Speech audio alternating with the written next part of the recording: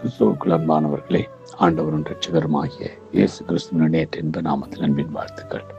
நாம் தொடர்ச்சியாக எது தேவனுக்கு பிரியம் என்ற தலைப்பில் நாங்கள் தியானித்து வருகிறோம். நேற்றைய தினத்தை நாங்கள் பார்த்தோம் ஆண்டவருடைய வார்த்தை. நம்ம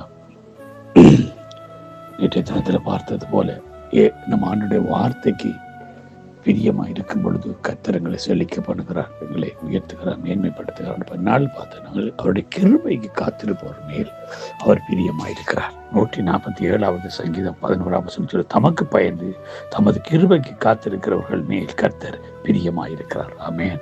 கர்த்தருக்கு பயந்து கர்த்தருடைய கிருபைக்கு, ஆண்டவரே நான் ஒன்றுமே இல்லை, நான் தகுதி இல்லை, நீர் என்னை தகுதிப்படுத்தி நீ விடுவிக்கிற ரட்சிக்கிறவன், அவருடைய கிருபைக்காக நாள்தோறும் காத்திருக்கிறவர்களுக்கு மேல் கர்த்தர் என்னவா இருக்கிறார்? பிரியமாயிருக்கிறார். ஆமென்.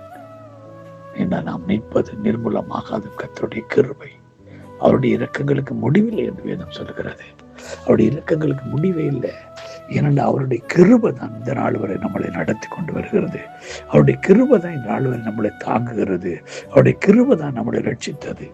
ஏனென்றால் ரோமர் 6ஆம் அதிகாரம் 23ஆம் வசனம் சொல்லுகிறது, பாவத்தின் சம்பளம் மரணம், தேவனுடைய கிருபை வருமா நம்முடைய கர்த்தராகிய இயேசு கிறிஸ்துவினால் உண்டான நித்திய ஜீவன். இப்ப பார்க்க பாவத்தினால மரித்து போய் அக்கிரமங்களினாலே அருவறுப்புகளுக்குள்ளே கிடந்த எங்களுக்கு ஒரு புது வாழ்க்கை கொடுக்கிறதுக்காக அவருடைய கிருபை வெளிப்பட்டது.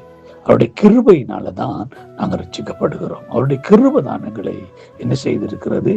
அவருடைய பிள்ளை என்னை நித்திய ஜீவனை பெற்றுக்கொள்ளும்படியா எங்களை மாற்றி இருக்கிறது என்று நாங்கள் வேதத்தில் பார்க்கக்கூடியதாக இருக்கிறது. எபேசியர் 2ஆம் அதிகாரம் 5வது வசனம் சொல்றது, அக்கிரமங்களினாலும் மரித்தவர்களாய் இருந்த நம்மை கிறிஸ்துவுடனே உயிர்ப்பித்தார். கிருபையினால ரட்சிக்கப்பட்ட நம்ம ரட்சிப்பு எதனால் வந்துதான்? கிருபையினால. ரட்சிக்கப்பட தகுதியற்றவர்கள் நாம்.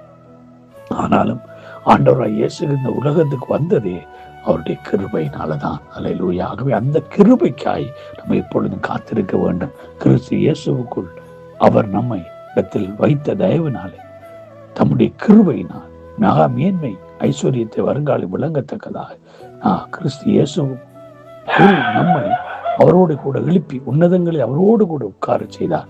கிருபையினால விசுவாசத்தை கொண்டு ரட்சிக்கப்பட்டீர்கள். இது உங்களால் உண்டானதில்லை, இது தேவனுடைய ஈவு. ஆமென். இது தேவனுடைய ஈவு, தேவனுடைய ஈவு. அந்த ஈவை தேவன் நமக்கு கொடுத்திருக்கிறார். தகுதியற்ற எங்களை, தகுதி இல்லாத எங்களை அவர் உன்னதங்களில் அவரோடு கூட உட்கார செய்தார் என்ற அவருடைய கிருபை. அந்த கிருபைக்கு நம்ம காத்திருக்க வேண்டும். அந்த கிருபைக்கு நம்ம காத்திருக்க வேண்டும். ஏனென்று சொன்னா அந்த கிருபை இல்லாம நம்மளால வாழ முடியாது. அவருடைய கிருபை இல்லாம நம்மளால வாழ முடியாது. ஏன்னா நம்ம நிற்பது நிர்மூலமாக இருக்கிற எல்லாமே அவருடைய கிருபை தான்.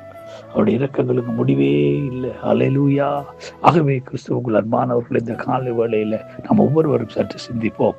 நம்ம ஒவ்வொருவரும் அவருடைய கிருபையை சார்ந்திருக்க பழகுவோம். அவருடைய கிருபைக்காய் நம்ம காத்திருப்போம். அவருடைய கிருபைக்கு காத்திருக்க அவர் கிருபை உள்ள தேவனுக்கு மேல் பிரியமாயிருப்பார். அல்லேலூயா. அவருக்கு மேல் பிரியமாயிருந்து அவருடைய கிருபையினால் நாங்கள் நிர்மூலமாகாதபடி எங்களை நித்திய ஜீவனுக்கு நேராக உன்னதங்களில் அவரோடு கூட உட்காருகிறது மேன்மையான சிலாக்கியத்தை அவர் எங்களுக்கு தந்தருடுவார். கர்த்தர் தாம் ஒவ்வொருவரும் ஆசீர்வதித்து நடத்துவாராக. God bless you all.